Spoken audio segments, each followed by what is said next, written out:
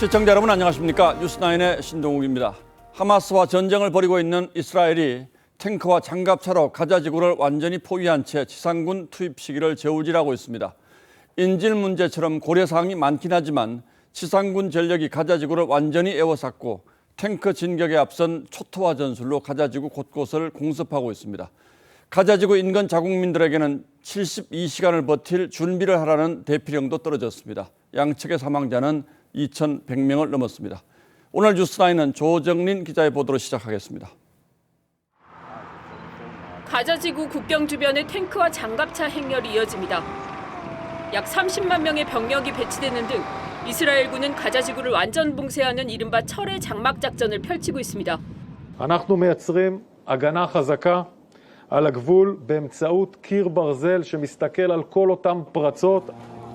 치열한 교전에 집과 건물, 공공시설은 모두 폐허로 변했고 SNS에는 이스라엘군이 가자지구 주거 지역에 국제적으로 금기시되는 백린탄을 쐈다는 주장까지 제기됐습니다.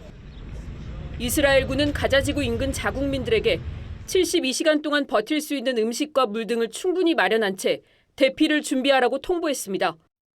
지상군 투입 임박의 분명한 신호로 해석됩니다. שולטים בשטח כבר מהיום השני, אנחנו בהתקפה.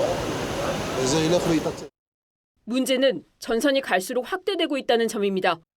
시리아에서도 이스라엘을 겨냥한 다수의 박격포가 발사됐고 레바논 남부에서도 이스라엘 영토를 향한 대전차 미사일이 발사돼 반격 공습에 나섰다고 이스라엘군은 밝혔습니다. 이스라엘과 하마스의 사망자 수는 2,100여 명을 넘었습니다. TV조선 조정린입니다. 미국은 핵 항모 포드호에 이어서 또 한 척의 핵 항모를 추가 파견하는 방안을 검토하고 있고 인질 구출 전문가와 특수부대도 파견했습니다. 그러나 한편으론 이스라엘의 가자지구 원천 봉쇄에 대한 국제사회 우려의 목소리도 커지고 있습니다. 이어서 최원희 기자가 보도합니다. 바이든 대통령은 하마스의 공격을 완전한 악이라고 표현하며 격분했습니다. 미국인 14명이 숨졌고 인질로 잡힌 미국인들도 있다고 확인했습니다. Brutality of Hamas, his bloodthirstiness brings to mind the worst rampages of ISIS. 추가 군사자산 투입 의지도 밝혔습니다. 세계 최강 제럴드 포드 항모전단에 이어 또 다른 핵 항모인 아이젠하워호 배치를 검토하는 것으로 전해졌습니다.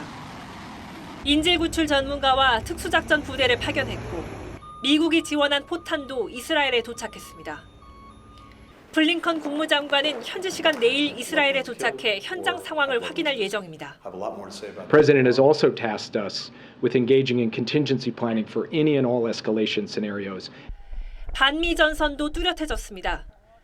이라크 무장단체와 예멘 반군은 미국이 개입하면 반격하겠다고 경고했습니다.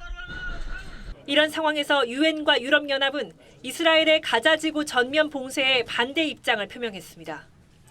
Israel has the right to defend, but it has to be done accordingly with international law, humanitarian law. 세계보건기구도 가자지구 주민들에게 인도주의적 통로를 열어달라고 호소했습니다. TV조선 최원입니다. 하마스의 기습 공격을 받은 이스라엘 남부 집단 농장에서는 집단 학살이 있었던 것으로 확인됐습니다. 어린아이를 포함해 100여 구의 시신이 한꺼번에 발견됐는데 이런 곳이 한두 곳이 아닙니다. 하마스 무장 세력에게 참변을 당하는 영상들도 속속 공개되고 있습니다. 보도에 유혜림 기자입니다. 갑작스런 하마스의 습격에 겁에 질린 사람들이 비명을 지르며 달아납니다. 차를 타고 달아나 보지만 하마스의 총격을 피할 수 없습니다. 도로에서 시민을 폭행하고 지나가는 차량을 향해 총을 난사합니다. 가정집에 침입해 불을 지르기도 합니다. 지난 7일 하마스의 습격을 받은 집단 농장과 소도시 20여 곳은 폐허로 변했습니다. 새카맣게 탄 집안에는 총탄의 흔적이 가득합니다. 거리나 차량 안에서 살해된 시민들은 물론 집안에서 일가족이 몰살된 사례도 확인됐습니다. There were many houses that were burned down. When we got out of the kibbutz, right at the entrance, there was a body with. 한 집단 농장에서는 아기 시신만 49가 발견됐습니다. 이 중 일부 아기가 참수됐다는 주장도 나왔습니다. 이스라엘군은 곳곳에서 수백 구의 시신이 발견됐다고 밝혔습니다. It's not a battlefield. It's a massacre. It's a terror activity. So you can look it about on yourself. It's something that I never saw in my life. 이스라엘도 가자 지구에 대한 공격을 이어가고 있어 전쟁이 계속될수록 민간인 희생자는 늘어만 가고 있습니다. TV조선 유혜림입니다. 이스라엘은 지상군 투입이 임박하면서 36만 명에 달하는 예비군 총동원령을 내렸습니다. 50년 만에 최대 규모라고 하는데 해외 각지의 공항엔 귀국을 서두르는 이스라엘 사람들의 발길이 이어지고 있습니다. 이유진 기자가 취재했습니다. 아테네 공항 출국장에 길게 늘어선 줄. 텔아비브행 긴급 항공편을 타기 위해 몰려든 이스라엘 사람들입니다. 전쟁 소식에 이른 귀국을 결심했습니다. The first time in the history since the Holocaust that something like this done and many Jews are killed and very bad. 이스라엘 정부가 36만 명의 예비군 총동원령을 내렸습니다. 전체 인구의 약 4%, 50년 만에 최대 규모입니다. But has also mobilized or called up 300,000 reservists, another 60,000 in the past 24 hours. 징집의 난색을 표하는 일부도 있지만 세계 각지 공항은 동원령에 따라 급히 귀국하려는 예비군들로 붐비고 있다고 외신들은 전했습니다. C'est la vie. On n'a rien à faire. Il faut se battre. 전례 없는 하마스의 기습에 충격을 받은 젊은이들은 참전에 주저하지 않습니다. On savait qu'il y avait des tensions, mais il y en a toujours, de toute façon. Donc, quand on vit là-bas, on en a un peu l'habitude. Ça a été choquant. 이스라엘 정부는 항공편까지 추가로 늘리며 예비군들을 독려하는 상황. 병력이 확보되는 대로 가자지구 지상군 투입에 나설 것이란 전망이 나옵니다. TV조선 이유진입니다. 코로나 사태로 북한과 중국 국경이 폐쇄된 뒤에 중국에 수감돼 있던 탈북자 수백 명이 항저우 아시안게임 폐막 직후 강제 북송된 것으로 알려졌습니다. 국제사회의 시선을 피하기 위해서 아시안게임이 끝난 뒤에 이루어진 걸로 보이는데 북송된 인원 중엔 영유아도 포함된 걸로 전해졌습니다. 먼저 이정현 기자가 보도하겠습니다. 지난 9일 밤 중국 지린성 훈춘과 랴오닝성 단둥을 비롯해 북한과 국경이 맞닿은 지역에서 구금됐던 탈북민 수백 명이 강제 북송된 것으로 전해졌습니다. 항저우 아시안게임 폐막 직후 탈북자들의 강제 송환이 여러 곳에서 동시에 이루어진 겁니다. 대북 인권단체인 북한정의연대에 따르면 5살 이하 영유아도 여러 명 포함됐습니다. 일부 지역에선 북한 보위부가 직접 중국으로 건너와 호송을 지휘한 것으로 전해졌습니다. 중국과 북한의 계획적이고 조직적인 시행이었습니다. 강제 송환 중지의 원칙 그리고 여러 가지 국제 협약을 위반한 반인도 범죄 행위라고. 북한이 코로나 방역 조치 완화 이후 해외 체류하는 주민들의 귀국을 승인하면서 지난 8월엔 중국 단둥에서 버스 2대에 탄 탈북자 90여 명이 북한 신의주로 강제 북송되기도 했습니다. 인권단체와 대북 전문가들은 강제 송환된 탈북자들이 고문과 감금 등 인권 유린에 노출될 가능성을 우려하고 있습니다. TV조선 이정현입니다. 중국에 억류돼 있는 탈북민의 규모는 2,000명 정도로 추산되는데 기습 북송 사실이 알려지면서 나머지 탈북민들의 안전 우려가 커지고 있습니다. 탈북자 단체는 국제사회가 나서야 한다고 호소했습니다. 중국이 이렇게 대규모 탈북민 북송에 나선 배경은 최지원 기자가 취재했습니다.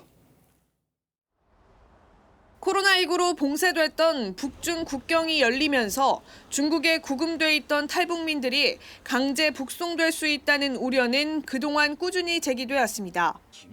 특히 최근 북한과 러시아의 밀착이 강제 북송 결정에 영향을 줬을 수 있다는 분석도 나옵니다. 최근에 북한이 러시아와 밀착하는 상황이 중국으로서는 북한을 관리해야 되는 필요성을 높여서 이번에 그런 결정을 했을 가능성도 있다고 생각합니다. 문제는 아직 중국에 억류된 걸로 추정되는 탈북민 2천여 명의 안전입니다. 전문가들은 이들 역시 수일 내 순차적으로 북송될 가능성이 높다고 전망합니다. 다만 중국이 이번 송환 이후 불거질 수 있는 국제사회의 비판과 관계 개선이 필요한 우리 정부의 반응을 지켜본 뒤 결정할 거란 분석도 있습니다. 국정감사에 출석한 김영호 통일부 장관은 그동안 다양한 경로를 통해 중국의 강제 북송에 반대한다는 뜻을 전해왔다며 대책을 마련하겠다고 했습니다. 우리 정부는 어떤 액션을 좀 취할 수 있는 겁니까? 중국의 탈북민의 강제 복송은 절대로 안 된다라고 하는 입장을 수차례에 걸쳐서 밝혀 알고 지금 있습니다. 정부 내에서 유관부처가 확인을 해서 그 문제에 대해서 대책을 나름대로 강구하도록. 탈북자 단체는 국제사회가 중국의 반인도적인 강제 송환을 규탄해야 한다고 주장했습니다. TV조선 최재원입니다. 네, 지금부터는 국내 소식입니다. 국회에서는 이틀째 국정감사가 이어졌고 오늘도 여야가 날선 공방을 벌였습니다. 법무부 국정감사에 특히 기자들이 많이 몰렸는데 이재명 대표 문제와 임명이 부결된 이균용 대법원장 후보의 인사검증 책임을 두고 양측이 격렬하게 충돌했습니다. 법사위 국감장은 김한임 기자가 지켜봤습니다. 민주당은 지난달 이재명 대표의 체포동의안 국회 표결 당시 한동훈 법무장관이 했던 구속 필요성 설명을 문제 삼았습니다. 유죄를 확정적으로 말씀하셨습니다. 맞습니까? 검찰이 야당 대표를 구속하겠다는 취지인데 저 정도 자신도 없어도 되겠습니까? 이 대표의 구속영장을 법원이 기각한 것을 두고도 공방이 이어졌습니다. 검찰의 일방적인 주장이죠. 그러니까 법원에서 기각이 되는 거예요. 영장 한번 기각됐다고 그걸 가지고 무죄 받은 것처럼 말씀하시는 거 너무 오래 그러시네요. 제가 봤을 때 확증 편향을 갖고 계신 거예요. 위원님이야말로 죄가 없다는 확증 편향을 갖고 계신 거 아닙니까? 국회에서 임명동의안이 부결된 이균용 전 대법원장 후보자의 인사검증 문제도 도마에 올랐습니다. 야당은 제대로 검증하지 못한 법무부에 책임이 있다고 했지만 한 장관은 민주당이 정략적으로 임명안을 부결시켰다고 맞섰습니다. 입맛에 맞는 사법부를 구성하기 위한 당리당략적 결정이었다고 생각합니다. 여당은 박범계 의원의 법무장관 시절 미국 출장 내역 축소 신고 의혹을 지적했지만 박 의원은 규정에 맞게 집행됐다며 반박했습니다. 허위 신고가 이 사건의 쟁점입니다. 금액이 2번 널뛰기로 늘어났고요. 그리고 수행원이 5명에서 6명이고 11명이 지금 된 사건입니다. 규정에 맞게 집행된 것으로 저는 믿고 있고 이것을 누락하거나 축소할 어떠한 이유도 없습니다. TV조선 김하림입니다. 국가보훈부가 광주시와 일부 자치구에 북한 인민군 행진곡을 만든 작곡가 정율성의 기념사업 추진을 중단하라고 공식 권고했습니다. 권고를 따르지 않을 경우에 법적 제재가 뒤따르는 시정명령을 내리겠다는 입장인데 광주광역시가 정율성 기념사업에 위법사항이 없다고 맞섰습니다. 윤동빈 기자가 취재했습니다. 정율성 관련 사업 일체를 즉각 중단할 것을 권고합니다. 국가보훈부가 광주광역시의 정율성 기념사업에 제동을 걸었습니다. 48억 원의 예산을 들여 조성 중인 정율성 역사공원과 전시관 건설을 중단하고 기존에 설치돼 있던 정율성 벽화와 흉상도 철거하라고 권고한 겁니다. 권고를 이행하지 않을 경우 지방자치법 제188조에 따른 시정명령을 즉각 발동할 것입니다. 지방자치법에 따르면 지자체장의 처분이 법령을 위반했거나 공익을 해칠 경우 주무장관이 취소하거나 정지할 수 있습니다. 광주 출신의 한국계 중국인 작곡가 정율성은 일제강점기에 중국으로 건너가 인민해방군 군가 북한 인민군 행진곡을 작곡했습니다. 오늘 국회 교육위원회 국정감사에선 전남 화순의 한 초등학교가 정율성의 친북 행적을 모르고 기념시설을 만들었다가 철거하고 있다는 증언도 나왔습니다. 그런 사실을 인지하고 화순교육청에 철거 및 조치를 해달라고 요구를 했습니다. 하지만 광주시는 공원 건립 입장을 고수하고 있어 광주 시민들이 뜻을 모아서 해왔던 그런 일이고 하나도 부끄럽거나 잘못됐거나 이런 사업이 아니기 때문에 이런 일은 당당하게 하는 것입니다. 시정명령까지 발동할 경우 법적 공방으로 이어질 전망입니다. TV조선 윤동빈입니다. 김행 여성가족부 장관 후보자의 인사청문회가 파행되는 과정을 보면서 장관 후보자의 자질 문제를 떠나 인사청문회 제도를 이렇게 유지하는 것이 과연 맞는가 근본적인 회의를 가지신 분들이 많을 겁니다. 여야가 바뀌면 공수가 바뀌고 또 말이 바뀌곤 합니다만 이제는 정말 여야를 떠나 국가를 위해 좋은 인재를 찾자는 인사청문회 제도 본연의 취지로 돌아갈 때가 된 것 같습니다. 뭐가 문제인지, 그런데 왜 고쳐지지 않는지 따져보겠습니다. 자, 홍영 기자, 이번 청문회 파행을 두고 여야가 서로 방지법이란 걸 냈다는데 뭘 방지하자는 거죠? 네, 이 청문 대상자가 도중에 무단 퇴장한 건 지난 2000년 인사청문회 제도가 도입된 이후 처음 있는 일인데요. 예. 아무도 예상하지 못한 상황이다 보니 현행법에도 따로 처벌 규정이 없습니다. 그래서 더불어민주당은 이른바 김행방지법을 발의했는데요. 후보자가 정당한 이유 없이 청문회에 불출석하거나 중도 퇴장한 경우 사퇴로 간주하고 자료 제출을 거부하면 처벌하자는 내용입니다. 그러자 국민의힘은 상임위원장의 정치적 중립을 골자로 하는 권인숙 방지법으로 맞불을 놨습니다. 후보자가 청문회장을 나가버리는 것도 황당하긴 합니다만 청문회가 자질 검증이 아니라 지나치게 후보자의 인신 공격에만 치우친 것도 뭐 사실이죠. 네, 그래서 문재인 정부 때는 선제적으로 이 7대 비리 기준을 만들어서 하나만 해당돼도 배제하겠다고 했지만 이 첫 인선부터 어겼습니다. 나중에는 음주운전은 최근 10년 안에 2번 이상 이런 식으로 각각 면제 조건을 달고서도 지키지를 못했는데요. 지난 정부에서 이런 식으로 야당의 동의 없이 임명한 장관급 인사는 역대 가장 많은 34명이었습니다. 윤석열 정부는 신원식 국방부 장관 임명을 강행하면서 17개월 동안 벌써 18명입니다. 예, 이러니 인사청문회 하나마나라는 얘기가 나오는 것 아니겠습니까? 네, 맞습니다. 전문가들은 인사검증의 각 단계마다가 문제라고 지적합니다. 부실한 후보군의 사전 검증도 미흡하다 보니 야당은 습관적으로 어깃장을 놓고 정부 여당은 청문회를 무시하는 이런 악순환이 이어진다는 겁니다. 인사청문회는 원래 미국의 제도를 들여온 거죠. 거기는 어떻습니까? 네, 미국은 이 개인 신상과 관련된 것은 이 사전 검증 때 거의 거릅니다. 우리는 법무부 인사정보관리단이 하지만 이 미국은 백악관과 FBI, 국세청 등이 보통 석 달 동안 철저하게 조사를 하는데요. 예. 130쪽 분량의 질문서에 후보자가 거짓으로 답변하면 형사법에 따라서 처벌을 받습니다. 우리도 200개 안팎의 질문에 답변해야 하지만 허위로 써도 처벌되지 않다 보니 형식적인 절차에 그친다는 지적이 나옵니다. 개인 신상 문제, 탈세했냐, 병역 비리가 있냐, 뭐 자녀 특혜가 있냐 이런 것들은 다 FBI 소관이거든요, 미국은. 현재로서는 지금 법무부에서 하는 그런 것들이 맞는 방향이지만 훨씬 더 강화되어야 하는 것이죠. 청문회 가서 안 될 사람은 아예 사전 검증에서 다 걸른다는 얘기군요. 우리는 그런데 그 신상털이를 국민들이 지켜보는 인사청문회장에서 하는 거고요. 네, 그렇습니다. 그래서 오늘 국회에서 민주당이 부실 검증을 비판하자 한동훈 법무부 장관은 지금 거론되는 후보자들 문제는 과거에도 어느 정도 성공한 사람을 쓸 때마다 반복되던 문제다 이렇게 답을 했는데요. 역대 정권 모두 마찬가지였습니다. 민주당 역시 과거 여당일 때는 도덕성 검증은 비공개로 하자는 내용의 법안을 추진했다가 이 정권이 바뀐 뒤 슬그머니 발을 뺐습니다. 사전 검증이 가장 중요하다라고 생각을 하고요. 사전 검증을 한 정보를 대통령과 국회가 공유하고 같은 선상에서 인사 지명과 인사 검증을 하는 이게 가장 시급하게 이루어져야 될 부분이라고 생각을 합니다. 예, 문제가 있다는 건 여야 모두 인정하는데 처지가 다르니까 고치질 못하는 거군요.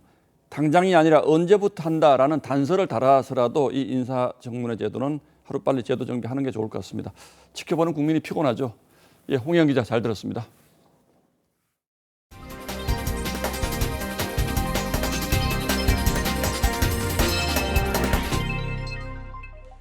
이스라엘 현재 단기 체류 중인 우리 국민 192명이 오늘 아침 대한항공편으로 무사히 돌아왔습니다. 주로 순례나 여행을 위해서 이스라엘에 갔던 방문객인데요. 나머지 230여 명도 튀르키예나 두바이 등을 거쳐서 귀국할 것으로 알려졌습니다. 우리 국민들의 귀국 소식은 김충영 기자가 보도합니다. 입국장 문이 열리고 이스라엘에서 귀국한 여행객들이 들어옵니다. 새벽부터 공항에 나와 아내와 딸을 기다렸던 한 남성은 아이를 번쩍 들어안고서야 비로소 활짝 웃습니다.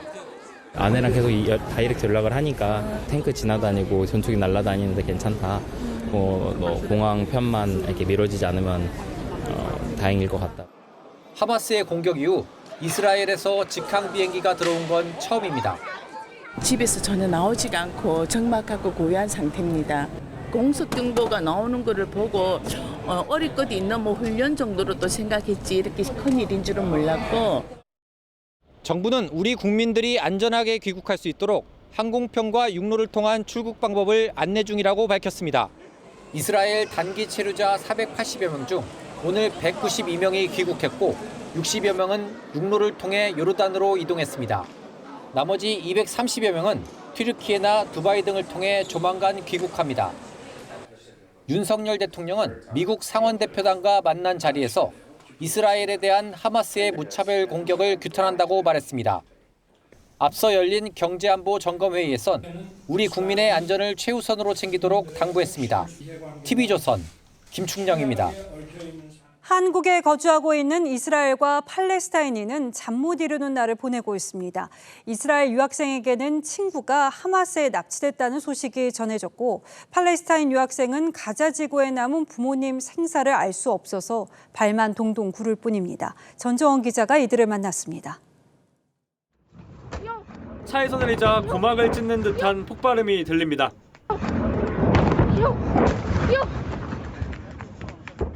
황급히 들어선 대피소 안에선 일가족이 겁에 질린 채 바깥을 살핍니다.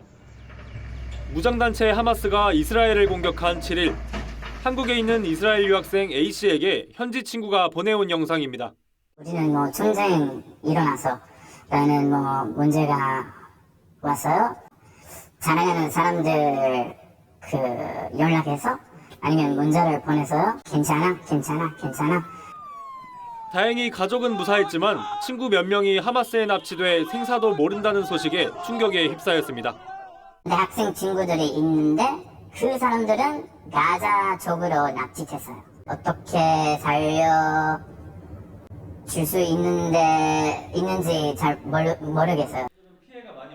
팔레스타인 출신 유학생 오사이드 씨도 이스라엘이 가자 지구를 공습한 9일 고향 친구가 숨졌다는 소식을 접했습니다.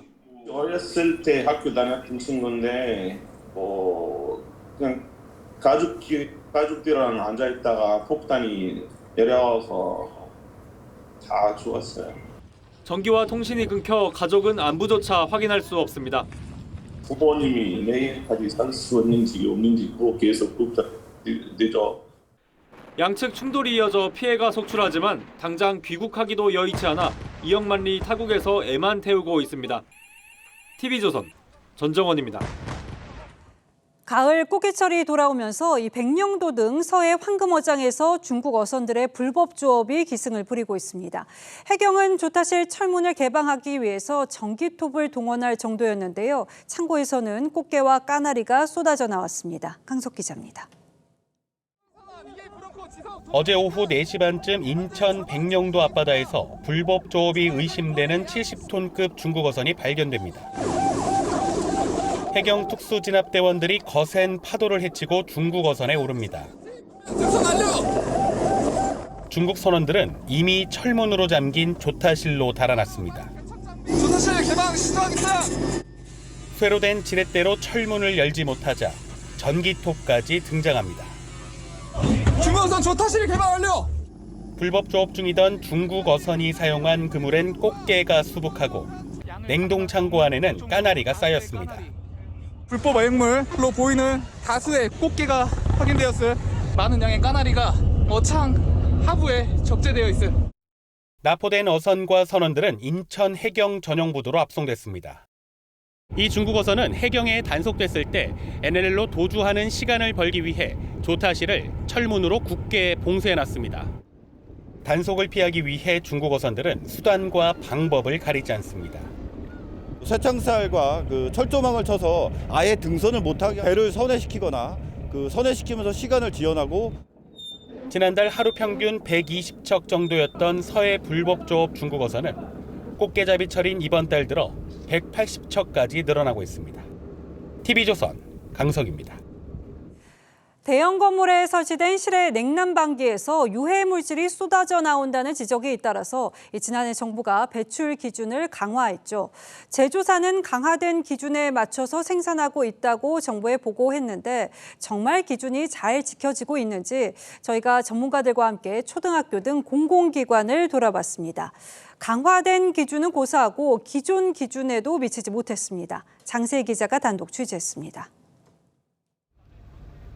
학교 등 공공기관 건물에 주로 사용되는 실외형 냉난방기입니다.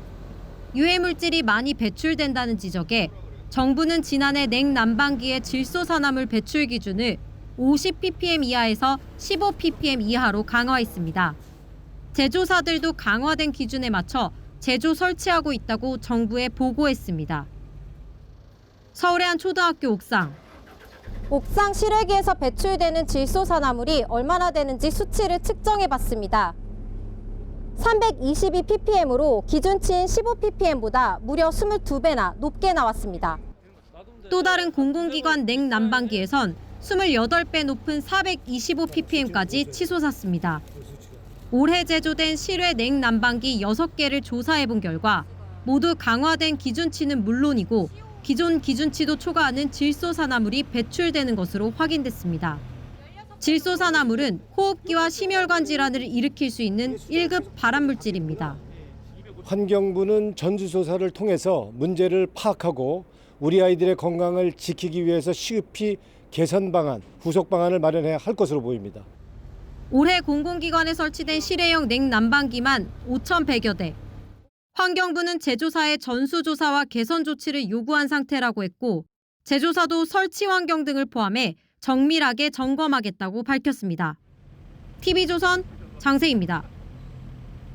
서울 강남에는 시험을 보고 들어가는 영어 유치원이 있습니다. 한 달 250만 원이 넘게 들지만 자리가 없을 정도입니다. 영어 유치원의 인기는 강남에 한정되지 않습니다. 전국적으로도 지난 5년 동안 영어 유치원 숫자가 50%나 늘어났습니다. 이렇게 영어 유치원이 늘고 있다 하지만 그들만의 리그라는 비판은 피할 수 없어 보입니다. 이 문제 어떻게 봐야 할지 최은영 기자가 취재했습니다. 하루 6시간 정도를 영어만 쓰면서 생활하는 이른바 영어 유치원입니다. 교습비 200만 원에 재료비 등을 합하면 한 달 250만 원이 넘지만 입학을 못해 아우성입니다.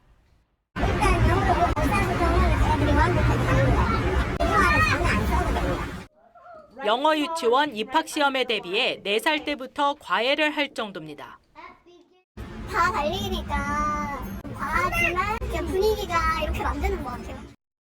영어 유치원은 5년 새 1.5배가 늘었는데 대다수가 수도권에 밀집해 있습니다. 월 평균 교습비도 해마다 올라 올해 124만 원에 달합니다. 문제는 부모의 경제력에 따른 교육 불평등이 유아 단계부터 나타난다는 점입니다. 일반 유치원 교육과정 내에서 놀이의 한 형태의 영어 경험을 우리가 좀 포함을 해주는 게 더 바람직하겠다라는 생각을 해요. 국공립유치원도 학부모들의 수요에 맞춰 영어 교육을 강화해야 한다는 지적입니다. TV조선 최은영입니다. 건축용으로 위장한 합판에 담배 80만 갑 32억 원어치를 숨겨서 밀수출한 일당이 붙잡혔습니다. 담배 밀수출에서 무슨 돈이 된다고 저럴까 싶으시죠? 이들은 세계에서 담배값이 가장 비싼 호주로 보낸 뒤에 8배 넘는 시세 차익을 노렸습니다. 하동호 기자입니다. 지게차로 옮긴 커다란 합판에 겉면을 뜯어보니 안쪽에 영국산 담배가 빼곡하게 들어찼습니다. 맞지? 내발 맞지? 또 다른 합판 속에서도 담배가 줄줄이 쏟아집니다. 총책 50대 A씨 등 5명은 지난해 11월부터 올해 1월까지 건축용으로 위장한 합판 속에 담배를 숨겨 호주로 밀수출을 시도했습니다. A씨 등은 특수 제작한 합판 한 장당 담배 320갑씩을 숨겼습니다. 이런 수법으로 영국산 담배 80만 갑, 시가 32억 원어치를 넣어 합판 2,500장을 만들었습니다. 호주는 담배 한 갑이 36,000원으로 세계에서 가장 비싼 곳입니다. 국내에서 한 갑에 4,500원에 팔리는 영국산 담배를 호주로 밀수출해 8배 차익을 노린 겁니다. A씨는 3년 전 담배 1,390만 갑을 밀수입한 혐의로 지명수배 중이었습니다. 당시 두꺼운 합판 더미 속에 담배를 숨겼다가 들통나자 이번엔 얇은 합판 속에 담배를 숨겨 단속을 피하려 했지만 실패하고 말았습니다. 마치 한 장의 합판인 것처럼 담배를 완전히 은닉하고 한층 더 적발을 어렵게 만드는 신종 수법을 사용하였습니다. 호주 관세청으로부터 밀수 위험 정보를 공유받고 수사에 들어간 부산세관은 총책 A씨 등 3명을 구속 송치하고 밀수출하려던 담배 80만 갑을 모두 압수했습니다. TV조선 하동훈입니다. 부동산은 심사숙고하고 장기 계획을 가지고 접근해야 한다는 조언이 많아지고 있습니다. 그도 그럴 것이 올해 초만 해도 주택시장에서 역전선언에 대한 우려가 많았죠. 정반대 상황이 벌어지고 있습니다. 이사철을 앞두고 전세 대란을 우려할 정도인데요. 정수양 기자가 현장을 돌아봤습니다. 3,000세대가 넘는 서울 마포구의 한 아파트. 올해 초 100세대가 넘던 전세 물량이 최근 반토막 났습니다. 7억 원대로 떨어졌던 전용 84제곱미터의 전셋값도 9억 원까지 올랐습니다. 내년에 학교 때문에도 미리 이렇게 전입하고 들어오실 분들 수요는 있는데 이제 공급은 없는 거죠. 전세가 오를 수밖에 없죠. 서울 아파트 전세 매물이 다시 귀한 몸이 되고 있습니다. 올해 초만 해도 5만 4천 건대까지 쌓였던 전세 매물이 최근 40% 넘게 줄어 3만 건대로 뚝 떨어진 겁니다. 지난달 거래된 전세 비중이 2년 4개월 만에 최대치를 기록할 정도입니다. 전세 수요가 급증한 이유는 전세자금 대출금리 인하와 가을철 이사 수요가 겹쳤기 때문입니다. 매물은 줄고 수요는 늘다 보니 서울 주요 아파트의 전셋값도 수억 원씩 뛰었습니다. 문제는 앞으로입니다.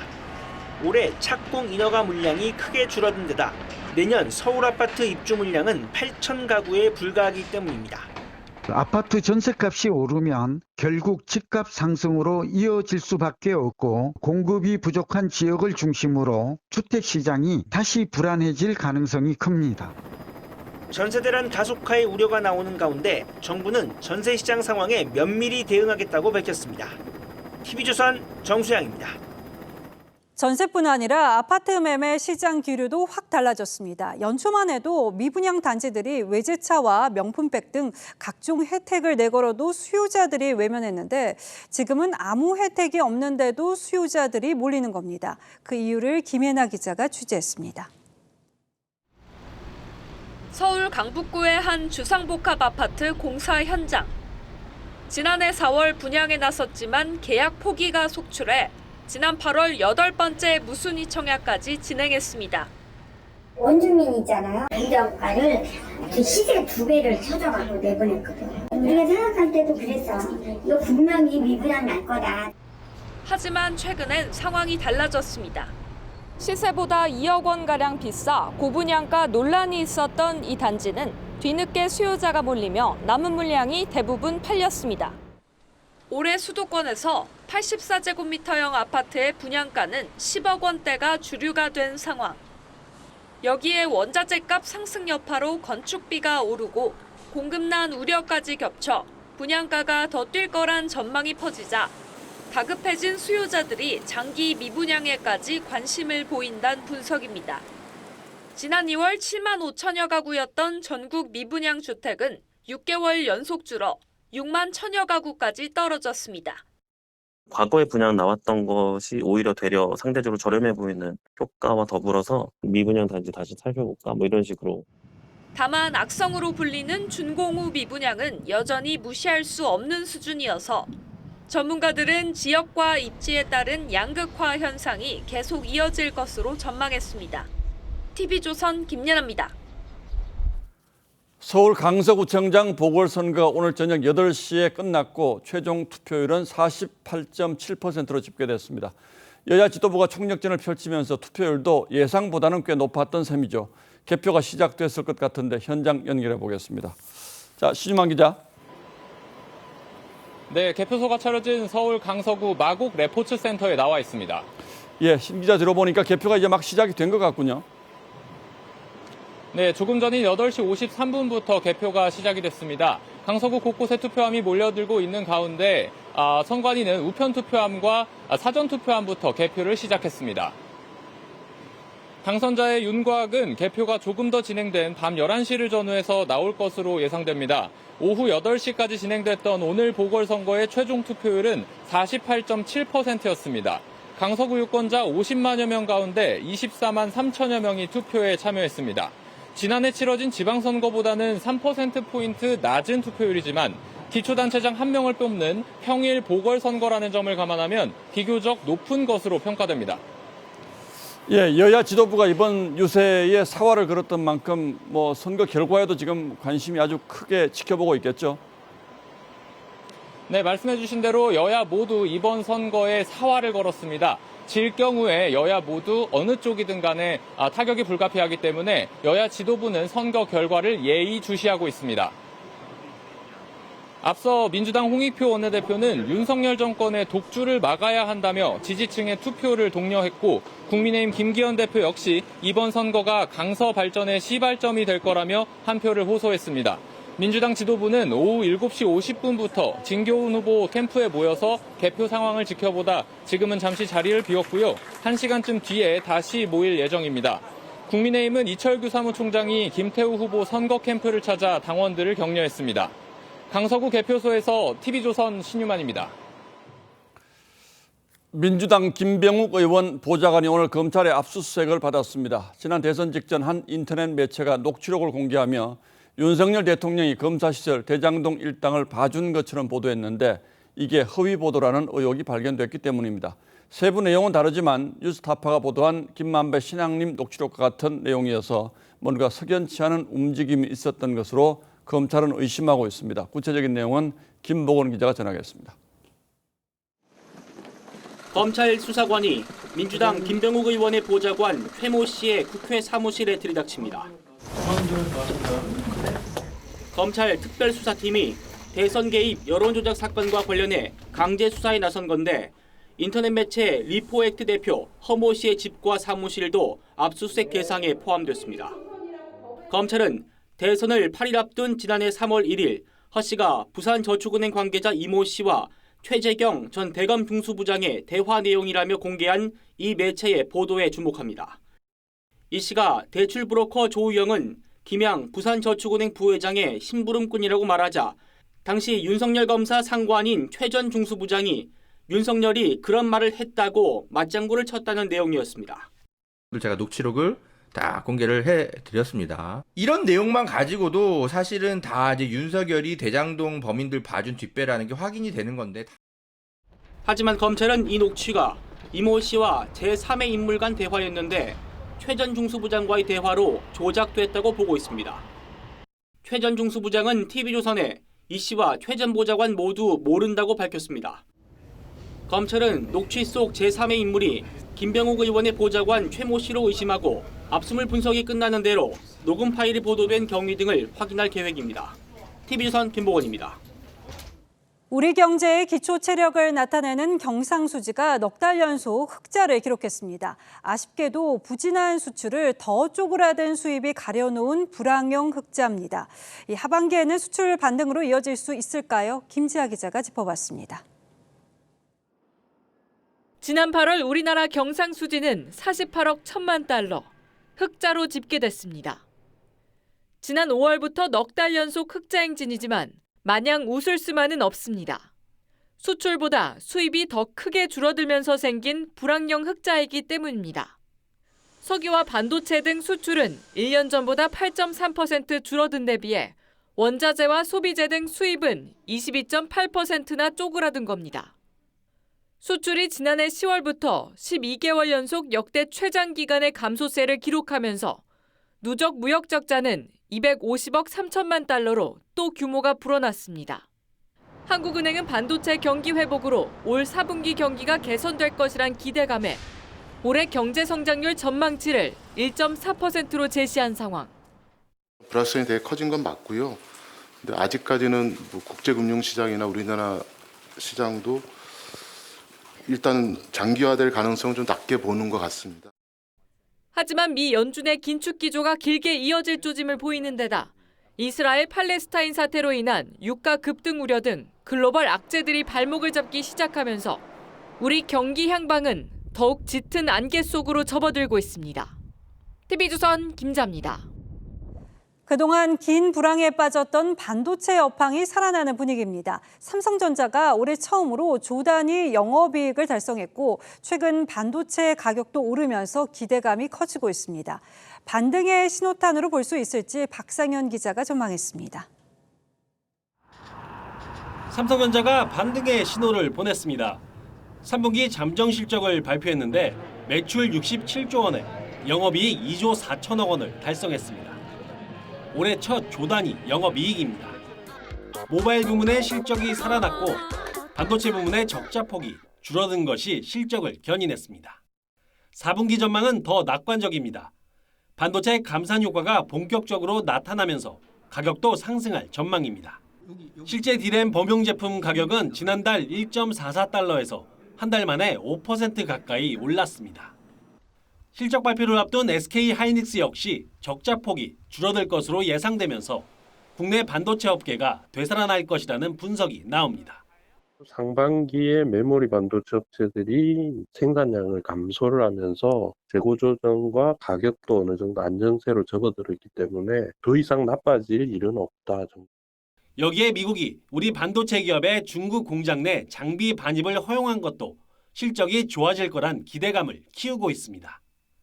우리 반도체 기업들이 중국 내 공장 운영과 투자 관련 불확실성이 크게 완화되었고 장기적 시계에서 차분하게 글로벌 경영 전략을 끝이 보이기 시작하는 반도체 불황의 터널.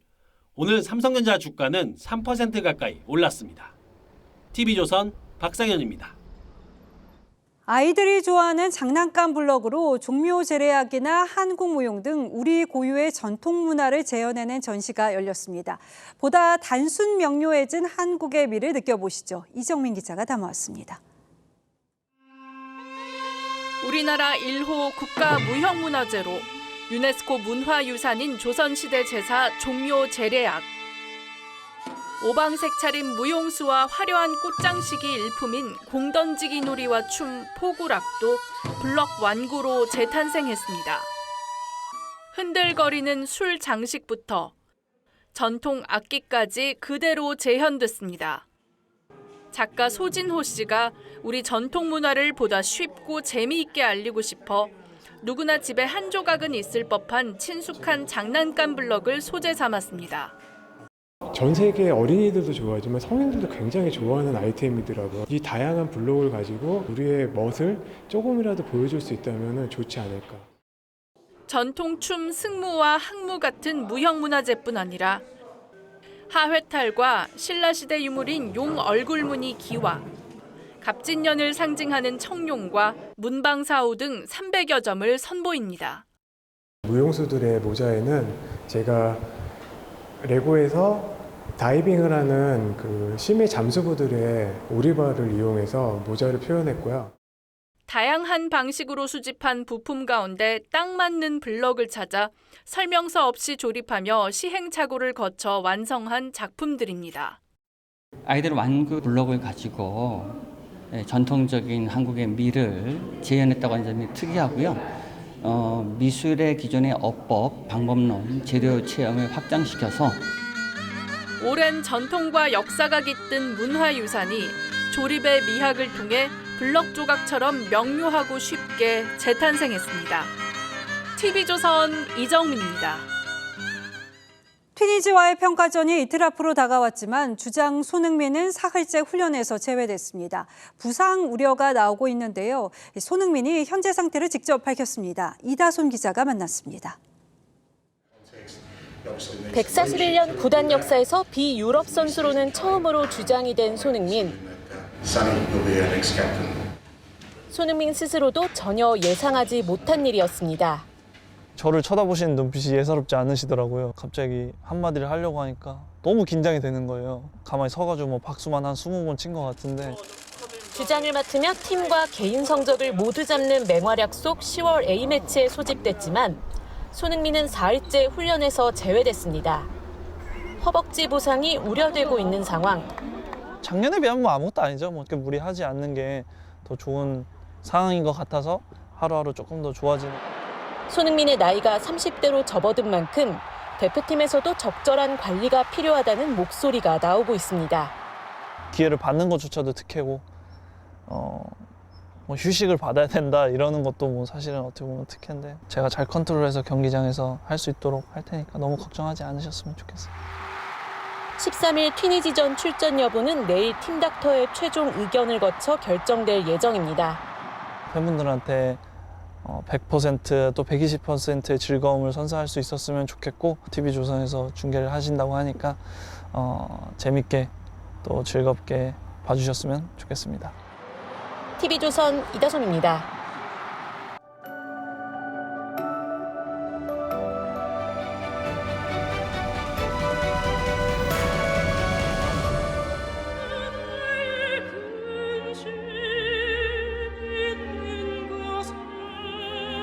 우리나라 첫 여성 작곡가 김순애가 곡을 붙인 명시 그대 있음에입니다. 가수 송창식도 곡을 쓰고 불러서 더욱 친근해진 노래죠.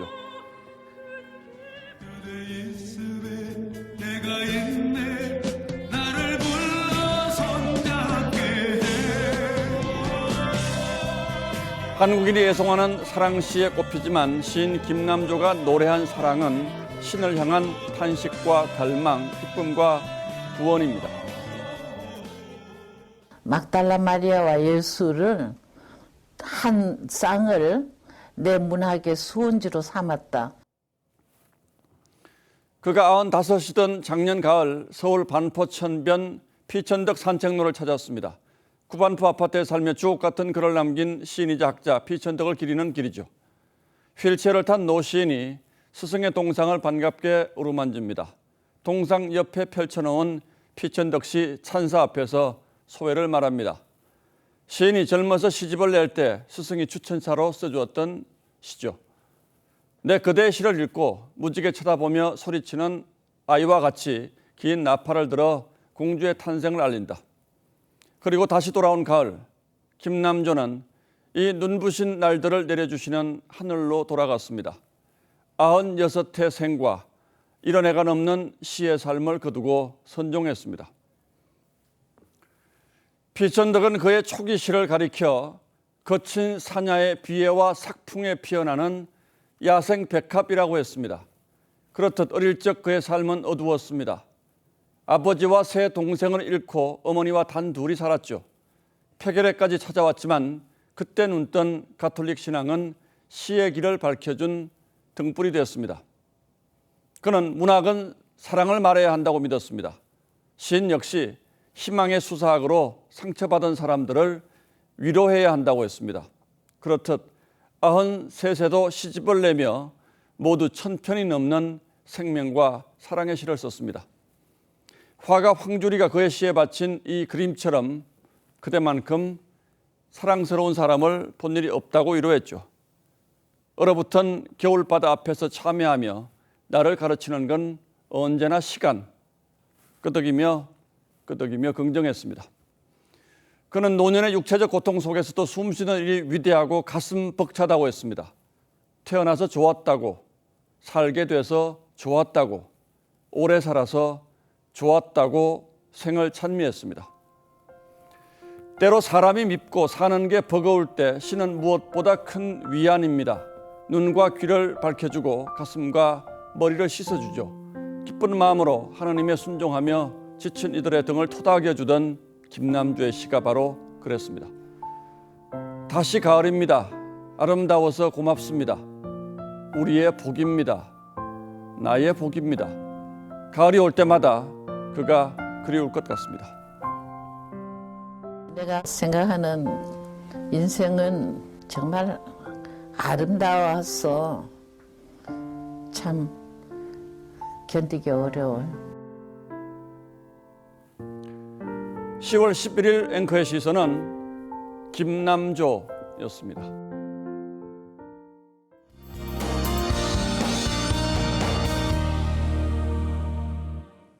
선선한 가을바람에 억새가 은빛 물결이 되어 장관에 이릅니다. 내일도 맑은 날씨 속 가을 정취가 물씬 느껴지겠는데요.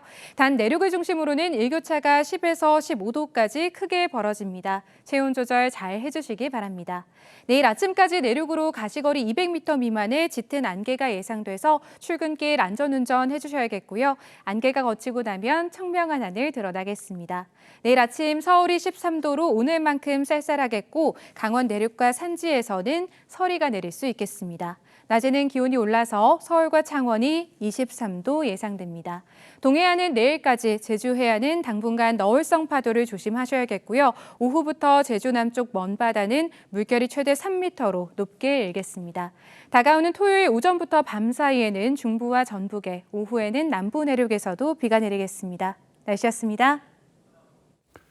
10월 11일 수요일 뉴스9은 여기서 모두 마치겠습니다. 시청해주신 여러분 고맙습니다.